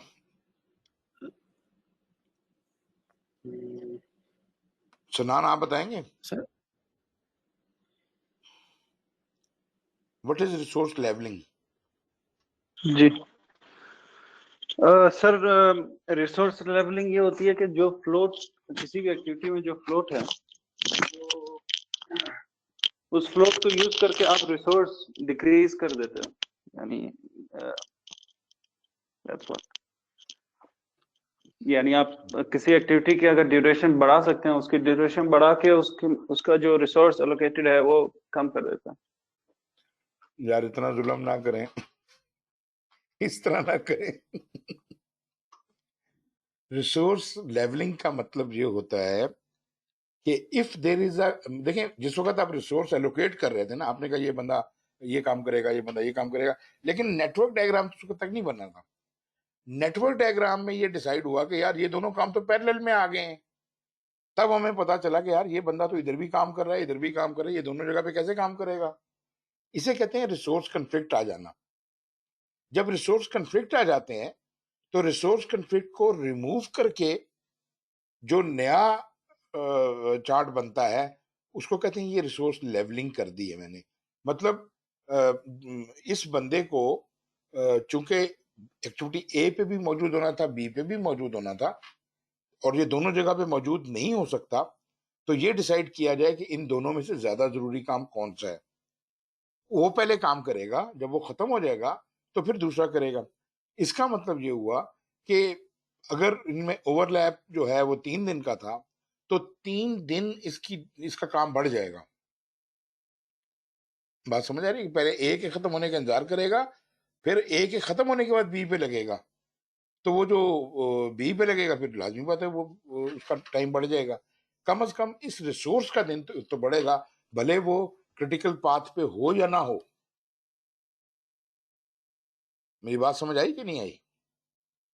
Yes sir, yes. मतलब उस रिसोर्स ठीक है सर, ठीक है। उस रिसोर्स के कंफ्लिक्ट को खत्म करना लेवलिंग कहलाता है। और ये एक अमूमन मैंने प्रोजेक्ट्स पे सुना है, लोग कहते हैं कोई बात नहीं यार, क्या हो गया, दोनों काम कर लेगा। लेकिन आप ये बात समझ लीजिए कि एक आदमी अगर 8 घंटे पर आवर के लिए एक काम पे कमिटेड था, तो अगर वो उसे 2 काम दे देंगे तो वो 4 घंटे पर डे दे सकेगा ना उस काम को। तो इसका मतलब ये हुआ कि वो पूरा कमिटेड नहीं हो सकता, तो उसको डबल टाइम चाहिए होगा। तो बजाय इसके कि मैं दोनों काम साइमल्टेनियसली कराऊं और दोनों में उसको डबल डबल टाइम दूं, और वो कभी जनाब ये काम करे कभी वो काम करे और उसका दिमाग भी एक जगह ना रहे, तो मैं उसे कहता हूँ तुम एक सुकून से पहले एक काम मुकम्मल कर लो, और जब वो खत्म हो जाता है फिर दूसरे काम पे आ जाना। ठीक है जी। ये उस सूरत में कि जब इसी बंदे ने वो दोनों काम करने हैं। अगर तो इसकी रिप्लेसमेंट आ सकती है तो बहुत अच्छी बात है। अगर इसकी रिप्लेसमेंट मुमकिन नहीं है तो उस सूरत में मुझे रिसोर्स लेवल करना पड़ेगा, और इससे स्केड्यूल आपका स्ट्रेच हो सकता है। अगर ये एक्टिविटीज क्रिटिकल पाथ में होंगी कोई एक एक्टिविटी भी, तो उस पर फर्क पड़ेगा। तो अगर एक क्रिटिकल पाथ पे है और एक नहीं है, तो आई वुड प्रेफर कि क्रिटिकल पाथ की एक्टिविटी डिले ना हो, दूसरी हो जाए। मतलब क्रिटिकल पाथ एक्टिविटी पहले करवाऊंगा उससे, और दूसरी एक्टिविटी बाद में करवाऊंगा। आप लोग मेरे साथ है ना जी इस टॉपिक पे? इसको कहते हैं yes sir, resource yes sir. Leveling. जी जी। और ये जो मैंने आपसे ये वाला काम करवाया था, ये था रिसोर्स स्मूथिंग। और ये आपने तरीके पढ़े होंगे, ये मतलब ये कोई नई बात मैं नहीं कर रहा हूँ, this is common common knowledge है ये। तो रिसोर्स लेवलिंग और रिसोर्स स्मूथिंग ये मैंने आपको दोनों तरीके करवा दिए। रिसोर्स लोड कराया है मैंने आपको, गैन चार्ट बनने के बाद रिसोर्स लोड कराया, फिर उसके हिसाब से हमने उन चीजों को लेवल या स्मूदन आउट किया। और जहां तक स्केड्यूल कंप्रेशन की बात थी, तो जो क्या कहते हैं उसको, फास्ट ट्रैकिंग मैंने आपको बताया था आपकी फर्स्ट चॉइस होनी चाहिए, उससे मसले हल करें। और अगर फास्ट ट्रैकिंग से काम गुजारा ना हो और बिल्कुल जिसे कहते हैं कि आखिरी मोमेंट आ जाए और हमें अब बाय हुक और बाय क्रुक मसले का हल निकालना है, तो only then you resort to crashing. और गालिबन एक डायग्राम है मेरे पास,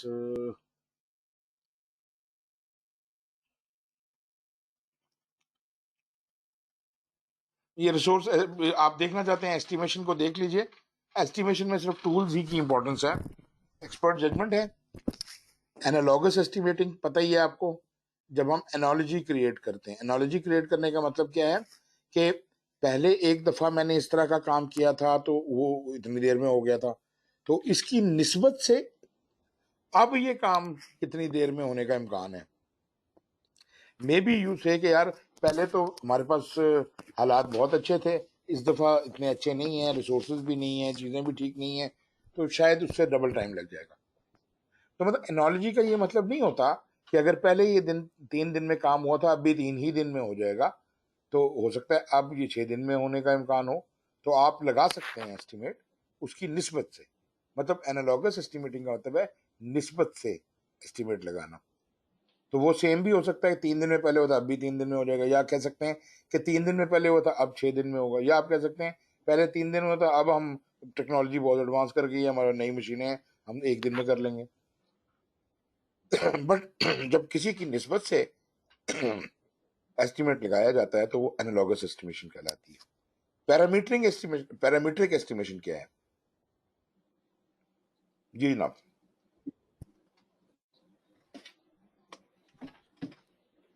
पैरामीट्रिक एस्टिमेटिंग क्या है?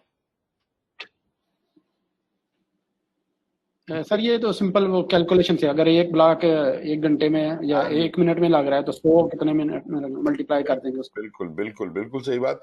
हमें अगर एक पैरामीटर का पता हो, उस पैरामीटर की बेस पे हम पूरे काम की एस्टिमेशन कर सकते हैं कि अगर एक आदमी 1 घंटे में इतना काम करता है तो 10 आदमी कितना कर लेंगे, या पूरा काम कितनी देर में हो जाएगा, दैट काइंड ऑफ। तो this is called analogous sorry parametric estimating. अच्छा, 3 पॉइंट एस्टिमेटिंग हम तब करते हैं जब हमारे पास हिस्टोरिकल डाटा मौजूद नहीं होता और कहीं से हमें पता नहीं चल रहा कि ये काम कैसे होगा। याद रखिएगा, प्रोबेबिलिटी का इस्तेमाल हम उस वक्त करते हैं जब हमारे पास हकायक खत्म हो जाते हैं।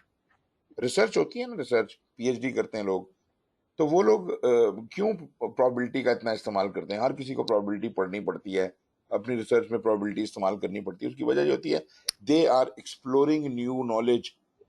वो नॉलेज अभी दरियाफ्त नहीं हुआ, अब वो अंदाजे लगा रहे होते हैं। पहले एक हाइपोथेसिस बनाते हैं, मेरा ख्याल है अगर ऐसा हो तो ऐसा हो जाएगा, ठीक है जी। वो एक हाइपोथेसिस बनाते हैं, फिर उसको साबित करने के लिए प्रोबेबिलिटी का इस्तेमाल करते हैं। मुख्तलिफ तजर्बे करते हैं, प्रोबेबिलिटी में उनके उनके डेटे को कन्वर्ट करते हैं, क्रंच करते हैं, और उससे फिर प्रोबेबिलिस्टिक रिजल्ट्स निकालते हैं, और वो फिर साबित होना शुरू हो जाते हैं। तो फिर साबित हो जाता है तो आप कहते हैं यार ये साबित हो गया, और अब ये नया नॉलेज बन गया।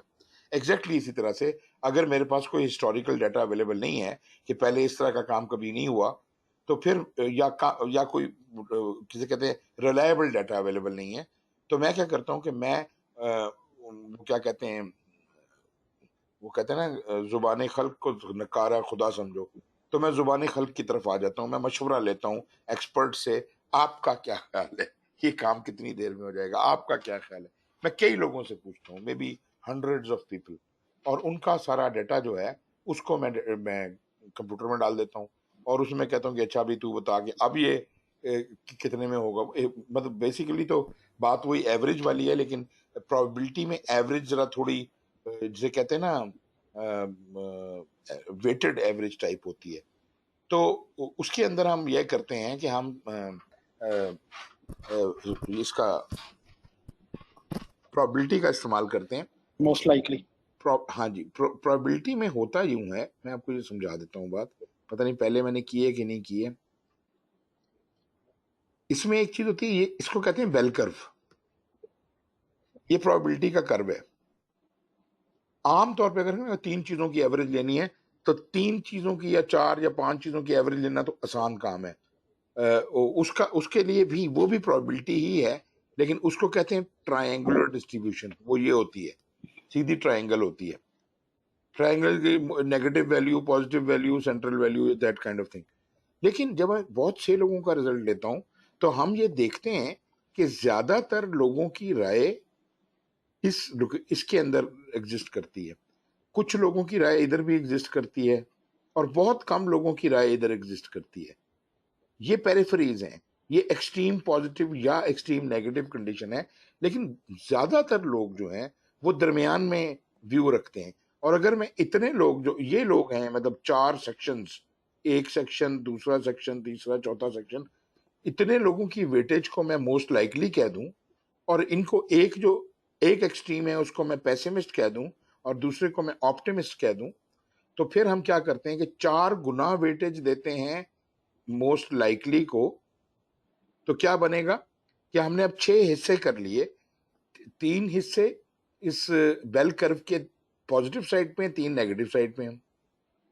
तो इसका मतलब है कि जो दरमियान वाले 4 हिस्से हैं, 2 पॉजिटिव और 2 नेगेटिव वाले, वो मेरे मोस्ट लाइकली को रिप्रेजेंट कर रहे हैं।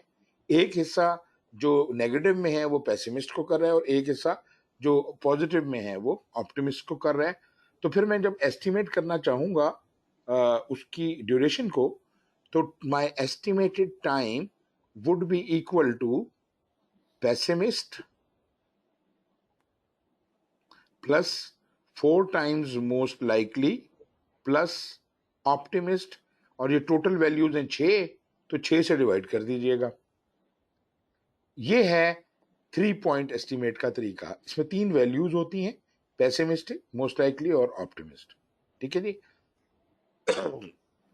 और ये चीज जो मैंने बनाई है अभी आपके सामने, जो ये स्मूथ बेल कर्व बना था, वो बेल कर्व क्यों बना था? मैंने ज्यादा लोगों की राय ली थी। इसको हम कहते हैं बीटा डिस्ट्रीब्यूशन, बीटा।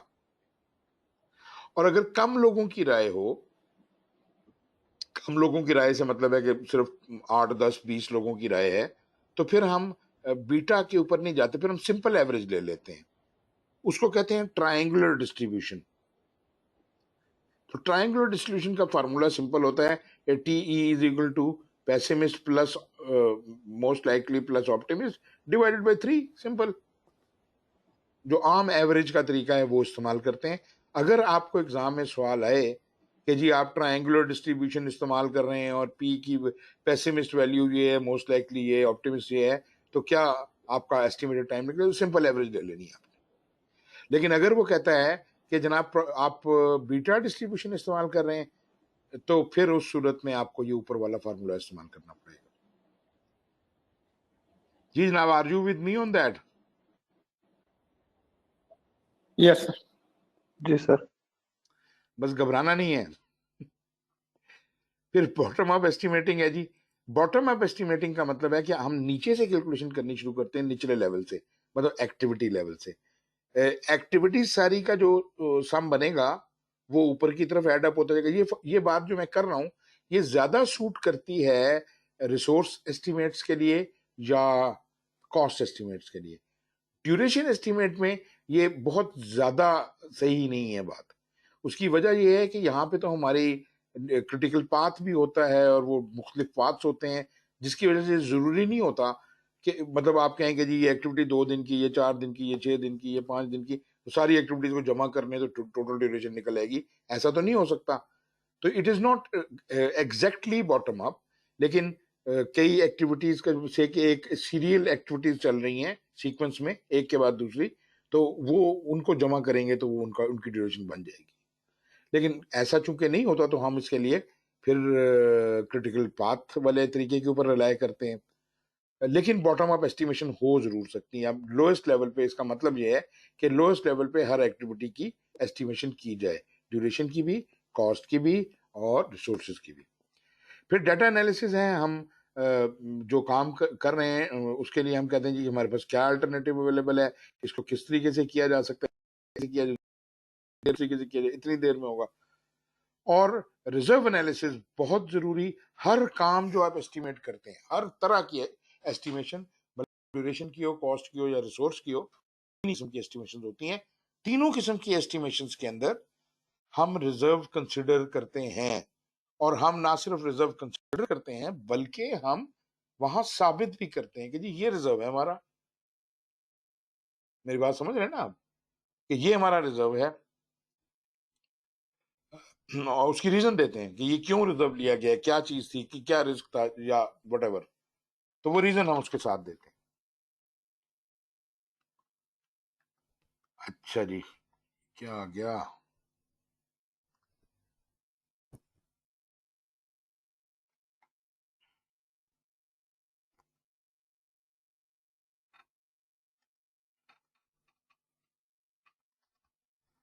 बाकी डिसीजन मेकिंग आप कर रहे हैं, यहाँ पर मीटिंग्स करते हैं और नतीजे में जनाब आपके एस्टिमेट निकल आते हैं। एस्टिमेट वाली काम भी हो गया सारा। हाँ, एस्टिमेट जहां भी बने, कॉस्ट का बने, रिसोर्स का बने या ड्यूरेशन का बने, you should always be able to provide a basis for estimate, मतलब कैलकुलेशंस प्रोवाइड करनी पड़ेंगी या जो आपने एजम्पशंस लिए हैं वो प्रोवाइड करनी पड़ेंगी, उसके बगैर एस्टिमेट की कोई हैसियत नहीं है। हर तरह का एस्टिमेट, 3 तरह का एस्टिमेट मैंने आपको बताया, कॉस्ट का, रिसोर्स का और टाइम का। तीनों किस्म के एस्टिमेट के साथ रिजर्व भी कैलकुलेट करने हैं और उनके साथ बेसिस फॉर एस्टिमेट भी देने हैं। और अगर आपने ये काम सारे किए हुए हैं तो पैडिंग करने की जरूरत ही खत्म हो जाती है। और पैडिंग तो है ही, मतलब मैंने आपको बताया कि क्रिमिनल एक्टिविटी, ये तो वैसे ही जुल्म है। फिर लॉ ऑफ डिमिनिशिंग रिटर्न्स आप समझते होंगे, या इसको मैं कल पे छोड़ देता हूँ, ये छोटी छोटी बातें हैं। वैसे लॉ ऑफ डिमिनिशिंग रिटर्न तो पता है ना आपको? जी जनाब बताइएगा। नहीं पता या सर।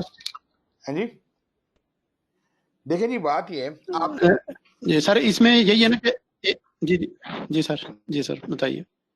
जैसे जैसे रिसोर्सेज बढ़ाए जाते हैं, जी सर। जरूरी नहीं है कि आपके काम की स्पीड बढ़ती जाए। एक हद तक तो स्पीड बढ़ती है। मिसाल के तौर पे आप कहते हैं कि इस काम को करने के लिए 100 मैन आवर्स चाहिए, ठीक है जी, मगर इसका मतलब तो मैं ये ले सकता हूं कि 100 बंदे 1 घंटे में कर सकते हैं या एक बंदा 100 घंटे में कर सकता है, ये मतलब है ना। इसके दरमियान में कुछ भी मुमकिन है, 1 से 100 के दरमियान। या तो एक बंदा 100 घंटे में कर ले, या 100 घंटे एक बंदे 100 बंदे 1 घंटे में कर लें, या 50 घंटे 2 बंदे 50 घंटे में कर लें, या 50 बंदे 2 घंटे में कर लें। Anything is possible. लेकिन ये रूल ऐसा होता नहीं है। मिसाल के तौर पे मैं 30 फुट की दीवार बना रहा हूँ, इस 30 फुट की दीवार को बनाने के लिए अगर मैं कहूँ जी कि 100 बंदे 1 घंटे में कर लेंगे, 100 बंदे काम कैसे करेंगे? 30 फुट में 100 बंदे खड़े होने की जगह नहीं है, काम कैसे करेंगे? इसका मतलब है there is a concentration level beyond which adding any additional resources is useless. वो कोई वैल्यू ऐड नहीं करते। तो हमें ये डिटरमिन करना है कि किस व्हाट इज द लिमिट, किस हद से ज्यादा रिसोर्सेज बेकार हो जाएंगे, और उस वक्त तक, उस हद तक रिसोर्सेज बढ़ाने से फायदा होता है। उसके बाद फायदा कम होना शुरू हो जाता है, फिर बहुत कम होता है, और एक वक्त आता है कि वो बिल्कुल कोई फायदा नहीं होता। तो मतलब ये कि मिसाल के तौर पे 30 फुट की दीवार बनाने में अगर मुझे एक बंदे को जो वर्किंग स्पेस चाहिए, फर्ज कर लें कि वो 5 फुट की वर्किंग स्पेस चाहिए, तो कंफर्टेबली कितने बंदे 30 फुट में काम कर सकेंगे? जी जनाब, 30 फुट की स्पेस है, 30 फुट की दीवार बनानी है आपने लंबी, कितने बंदे, ज्यादा से ज्यादा कितने बंदे लगा सकते हैं? एक बंदे को 5 फुट चाहिए। हाँ 6 सर। क्या है 6। इसका मतलब है 6 से ज्यादा बंदे लगाने से स्पीड कम होगी, बढ़ेगी नहीं। 1 से लेके 5 तक जो रिसोर्सेज बढ़ाते जाएंगे तो बहुत फायदा होगा। 6 से आगे बढ़ाएंगे तो फायदा होना खत्म हो जाएगा, कम हो जाएगा, और आहिस्ता आहिस्ता बिल्कुल ही खत्म हो जाएगा। 100 बंदे बस खड़े ही होंगे, काम कुछ भी नहीं हो रहा होगा। इसे कहते हैं लॉ ऑफ डिमिनिशिंग रिटर्न। कहते हैं जब एक फैक्टर या रिसोर्स को हम use to determine the effort required to produce unit per unit of time work,